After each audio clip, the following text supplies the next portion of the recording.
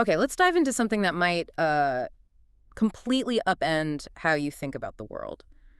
When you look at the news today, it's often just a stream of conflict, crime, global tension.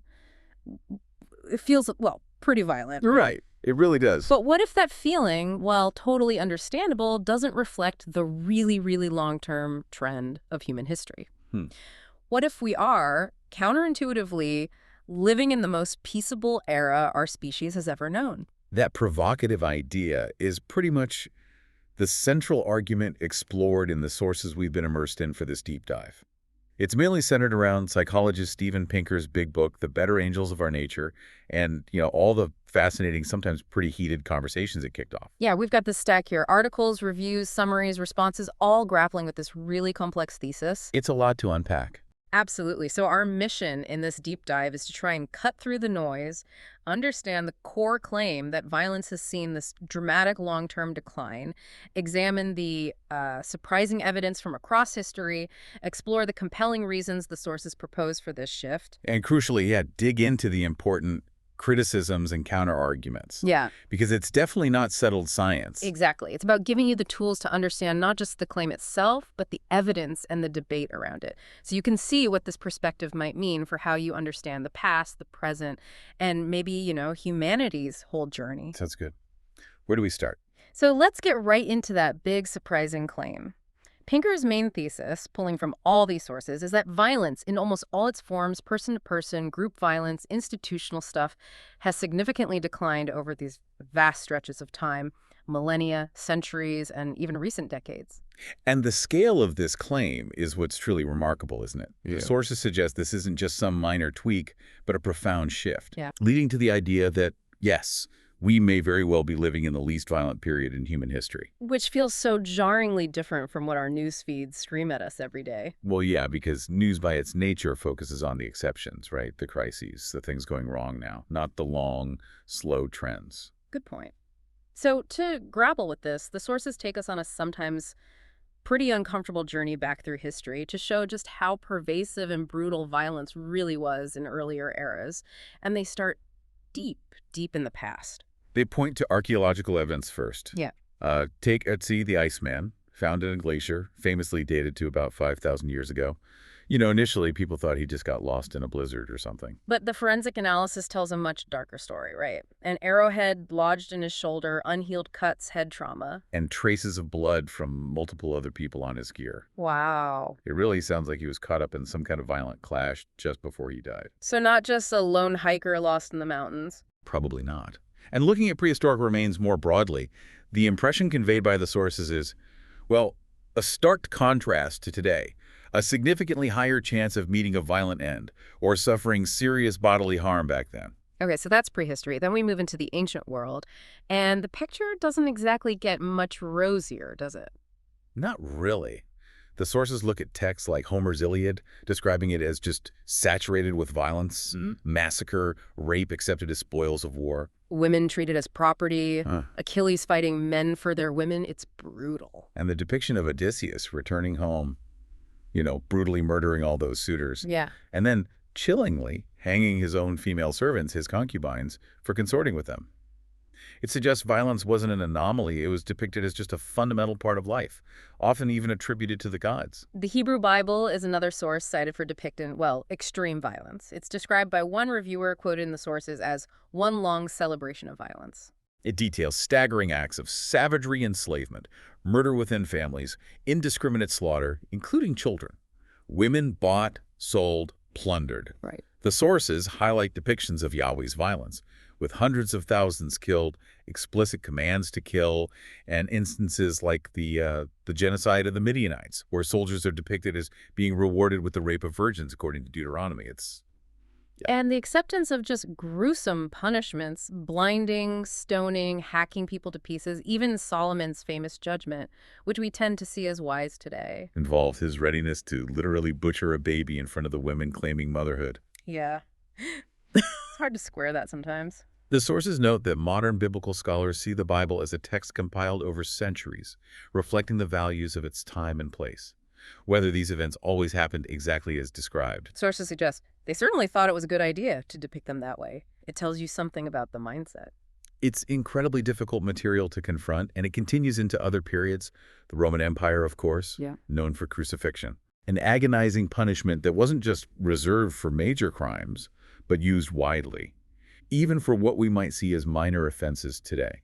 And moving into medieval Christian Europe, despite the religious message, the sources show Christianity often sanctified cruelty. Torture was systematized for over a millennium. Yeah, the martyrologies, those accounts of saints' deaths, Yeah. they describe the torments with what one source calls pornographic relish. Ugh. Give us some examples, though maybe not too graphic. Okay, well, think of the examples listed. Peter crucified upside down, Andrew on an X-shaped cross, Lawrence supposedly roasted on a gridiron, Catherine broken on the wheel, Barbara ripped with iron claws, breasts amputated, burned. Okay, point taken. It's horrific. And the descriptions of punishments for sins in hell being broken on the wheel, frozen, force-fed animals, dismembered, boiled in oil. This wasn't just abstract theology, it was a vivid, terrifying part of the cultural understanding of justice and suffering back then. And medieval chivalry, that romanticized image we have. Yeah, a far cry from the reality described in the sources. Knightly warlords raiding peasants was commonplace. Tournaments were often brutal displays of macho prowess, and honor frequently just meant maintaining the right to commit violent acts. There's a fascinating detail, isn't there, about a tally from that 13th century French romance, Lancelot. Oh yeah, cited as having one act of extreme violence every 4 pages.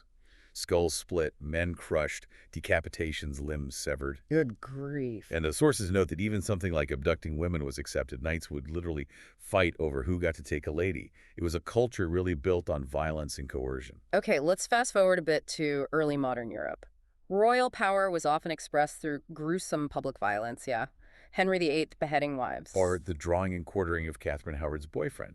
And even beloved cultural things like Grimm's fairy tales, the original versions anyway, reflect this brutality. Right, Hansel and Gretel being abandoned and the witch burning. Yeah. Cinderella's stepsisters mutilating their feet and being blinded.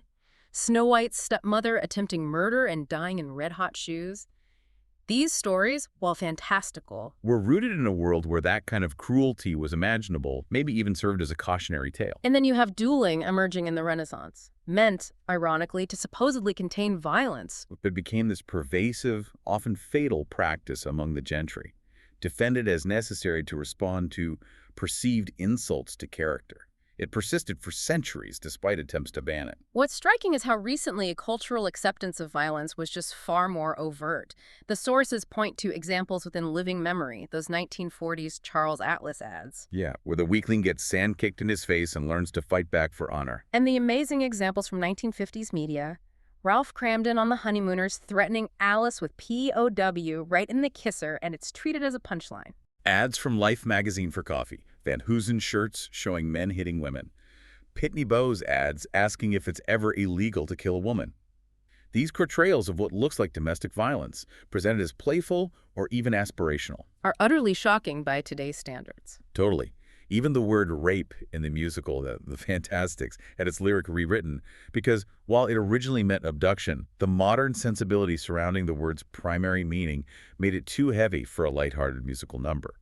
That shift in meaning and sensitivity is telling. And the treatment of children violence against them was common and accepted. Spanking, often with objects, denying food, washing mouths with soap. School discipline methods that would absolutely be considered torture now and lead to criminal charges were just standard practice historically. The sources paint a picture of the 1960s and 70s feeling significantly more brutal and menacing than today. Yeah, but they contrast this with surprising peaceful outcomes that occurred after that period, things maybe not expected at the time. The fall of the Berlin Wall, the dissolution of the Soviet Union, the end of South African apartheid. Many happened with remarkably little bloodshed. No civil war, no bloodbath in many cases. Exactly, which is itself surprising given the historical context. So that's a qualitative tour through a pretty violent past. How did the sources back this up with actual numbers? Quantify it for us. Okay, yeah, they provide statistical evidence. One key comparison is death rates from warfare in traditional non-state societies versus modern states. Okay. Figure 2.3 in Pinker's book, cited in these sources, shows incredibly high rates of death in warfare among non-state peoples. Some estimates suggest up to 60% of males in certain primitive societies died from violence. 60%. Yeah. That's an astonishing percentage. Hard to even It, grasp. it really is. And contrast that with early states like pre-Columbian Mexico, which was notoriously violent, right? Yeah. But it still had death rates from violence estimated at around 5%. Still high, but But that's maybe 13 to 15 as violent as the average pre-state society shown in the data. and modern states, even during their bloodiest periods, like the World Wars. Even then, the 17th century, which saw horrific wars, the death rate from war was around 2%. The first half of the 20th century, with world wars, maybe around 3%. But the late 20th century saw it drop to less than 1%. Wow. So modern states, even at their most violent, seem to have death rates from war that are no more than about a quarter of the average for non-state societies and less than a tenth of the most violent ones recorded. The numbers in this context seem to support a dramatic decline in the risk of death by violence overall. That's compelling. Another fascinating statistical point involves social class. You mentioned centuries ago, violence wasn't just for the poor. Rich people, aristocrats, were highly prone to violence. Yeah, that's right. Gentlemen carried swords and used them readily over insults or perceived slights. Think about the dueling culture. But the decline in violence is particularly striking among the upper classes. The sources cite data for English male aristocrats. In the 14th and 15th centuries, about 26% of their deaths were due to violence comparable to the average violence rates in tribal societies. 26%. Yeah. But by the 18th century, that had fallen to single digits, and today it's near zero for that group. A massive shift. Okay, so if the argument for historical decline in violence is backed up by both these historical examples and the statistical data, the really big question is why? What caused this shift away from what seems like humanity's default setting for millennia? That's the million-dollar question, isn't it? The sources explore several major explanations. First, Pinker pushes back hard against what he calls the hydraulic theory of violence. The what now? The hydraulic theory, this old idea that aggression is some kind of inner fluid or pressure, like steam in a boiler, that just builds up and has to be released somehow. Ah, okay, like you gotta blow off steam or you'll explode. Exactly that. He argues that contemporary science views aggression not as a single drive, but as the output of several different psychological systems. And these systems get triggered by specific circumstances or environments. They're strategic. What kinds of systems are we talking about? The sources list things like predatory violence, Yeah. seeing violence as a practical way to get something you want, dominance, using violence to establish authority or status, revenge, pretty straightforward, retaliation for wrongs, sadism, actually taking pleasure in others' suffering, and ideology, shared belief systems that justify violence. So it's not random. The point is, violence isn't just randomly bubbling up. It's deployed when these specific psychological mechanisms are activated by the environment or the culture. It has a logic, even if it's a grim one. And this links back to ideas from thinkers like Hobbes and even Darwin, thinking about violence strategically. Yes, exactly. The risk of retaliation is a powerful disincentive. Organisms, especially smart ones like humans, are often described as survival machines that are sensitive to costs and benefits. They'll only deploy violence if the perceived benefits seem to outweigh the risks. Which leads to that Hobbesian trap or security dilemma you mentioned. Right. Can you quickly explain that? Sure. In a state of anarchy, basically, where there's no central authority, you might live in constant fear of your neighbor attacking you. Even if you're not an aggressive person yourself, that fear might lead you to attack them first, preemptively, just to be safe. And they might be thinking the exact same thing about you. Exactly. It's this tragic cycle where fear itself breeds violence. And to deter attacks, you need credible threats, which means you sometimes have to fight over seemingly small things, trifles or insults, just to maintain your reputation or honor so people don't mess with you. Which leads directly to Hobbes's famous solution, the Leviathan. The strong state, yeah. Right.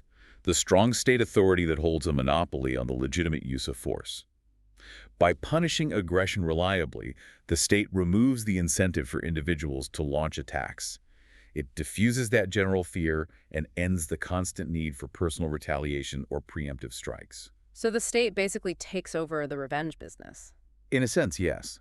Early states did this brutally, enforcing what's called a brutal peace. But the sources argue they still reduced overall violence compared to the kind of unchecked anarchy or constant low-level warfare you might see in tribal societies. That transition from smaller, decentralized groups to larger states seems to be a key factor in lowering death rates from violence. It's the pacification process. Okay, so the state imposes order, but there's another piece too, right? Something called the civilizing process. Yes, complementing this state-building process is what the sociologist Norbert Elias called the civilizing process.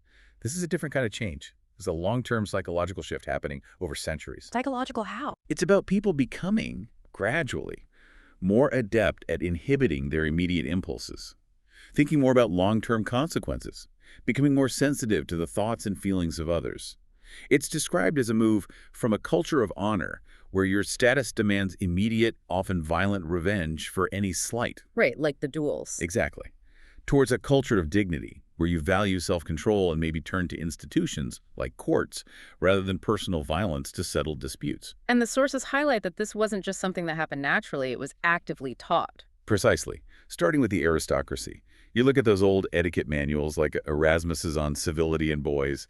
They seem quaint now, with rules about nose blowing, spitting, table manners. Don't pick your nose while eating, don't lick greasy fingers.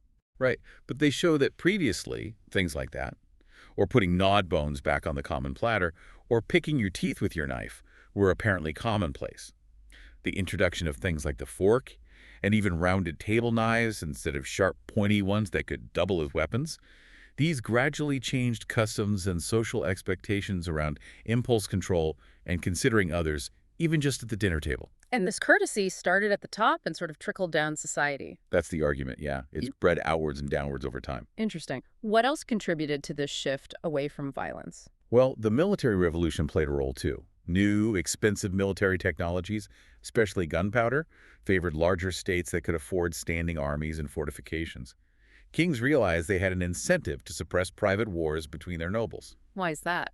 because those little wars destroyed the very productive capacity of the farms, the towns, the peasants that generated the taxes they needed to fund their big, expensive state armies. Makes sense. Follow the money.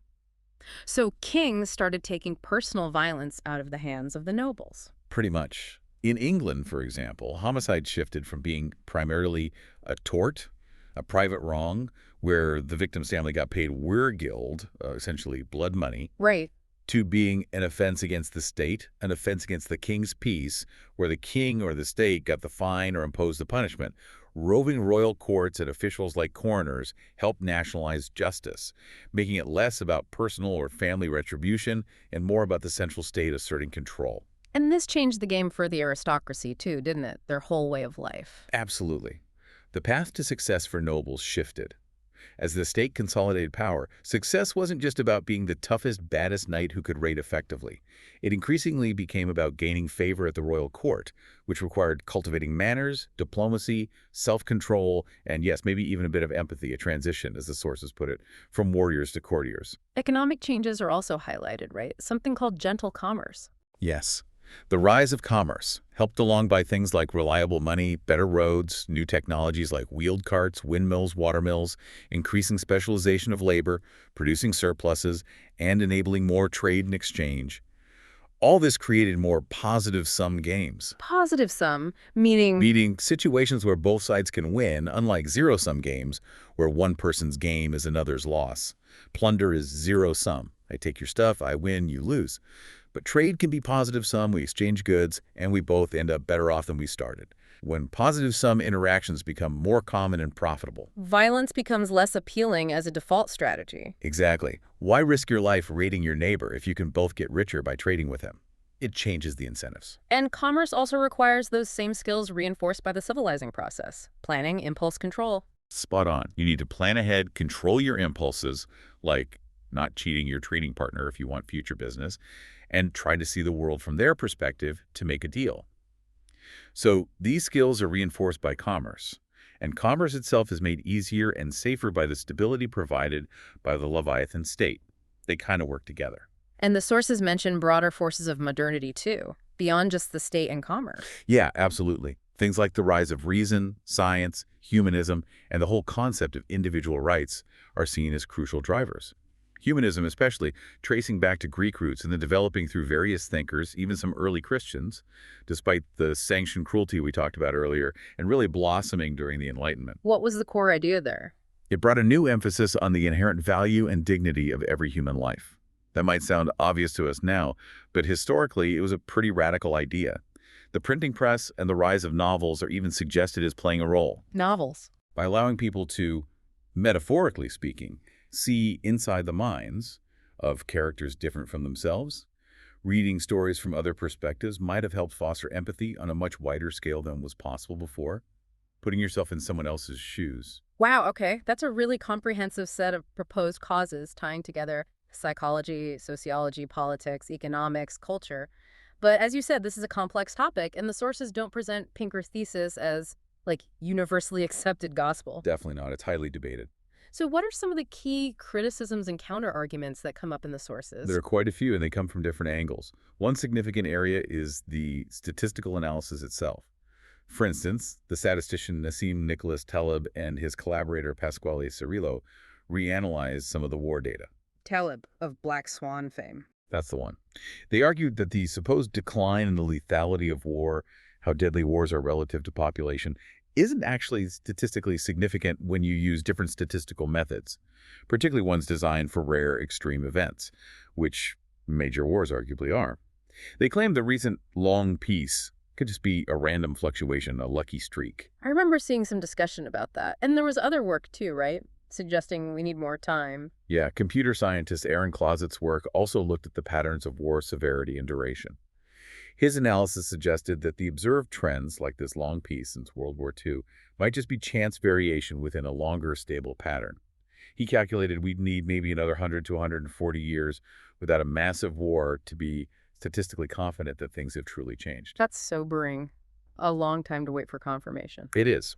However, it's worth noting the debate continues. Other researchers, like Celine Koonin and her team, use different statistical models, Bayesian models, I think, and they did find a statistically significant decrease in lethality of war, but specifically after 1950. So even the stats guys don't fully agree on how to interpret the data.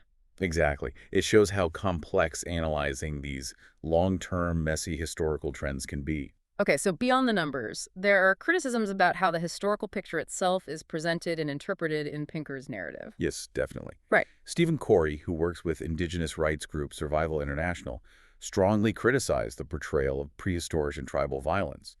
He argued it promotes a kind of brutal, savage stereotype. A colonialist trope. That's his argument, yeah, that this image is harmful to indigenous peoples and their rights struggles today. Separately, anthropologist Rahul Okak suggested that maybe the apparent decline in war deaths relative to population size is partly just a scaling issue. How so? Well, in very small populations like a tribe, any conflict that kills, say, 10 people affects a huge percentage of the group. As populations grow into the millions or billions, even enormous wars with millions dead impact a smaller proportion of the total global population. So the relative rate goes down, partly just because the denominator got so much bigger. That's an interesting point about scale. And the depiction of hunter-gatherers specifically is debated too. Are the peaceful ones really representative? That's another critique. While some modern hunter-gatherer groups show low levels of violence, critics question if they are typical of the past. They might be groups that specifically isolated themselves to avoid conflict, or perhaps they were effectively pacified or tamed by defeat through contact with larger state societies or colonial powers. Like the Kung San example. Exactly. The Kung Sen of the Kalahari were famously portrayed as the harmless people for a long time. But later, historical and archaeological evidence suggested they actually engaged in significant warfare and even massacres in earlier centuries before they were marginalized and disarmed. So projecting modern observations backwards can be tricky. Okay. What about criticisms of the causes Pinker proposes for the decline? The Leviathan, the civilizing process, etc. There are several critiques there, too. Norbert Elias himself, the originator of the civilizing process idea, apparently struggled to explain the massive decivilizing process that occurred under the Nazis in highly civilized Germany. Yeah, how does that fit? It's a major challenge to the theory. Though interestingly, as mentioned in the sources, homicide rates still declined in Germany, even during the Nazi period, which just shows how complex these interacting factors are. The link between state centralization and violence decline isn't always a perfect lockstep either. The historical path in places like Belgium, the Netherlands, or Sweden was different from, say, the Italian city-states, yet violence declined in various ways. And did those incredibly cruel punishments we talked about earlier actually work to reduce violence? That's question two. Some sources suggest that simply making punishments more gruesome didn't necessarily reduce violent crime effectively, especially where they were most brutally applied. Maybe certainty of punishment matters more than severity, or other factors were more important. And some sources push back on the idea that only a strong central state, the Leviathan, can reduce violence. Are there alternatives? Yes, exactly.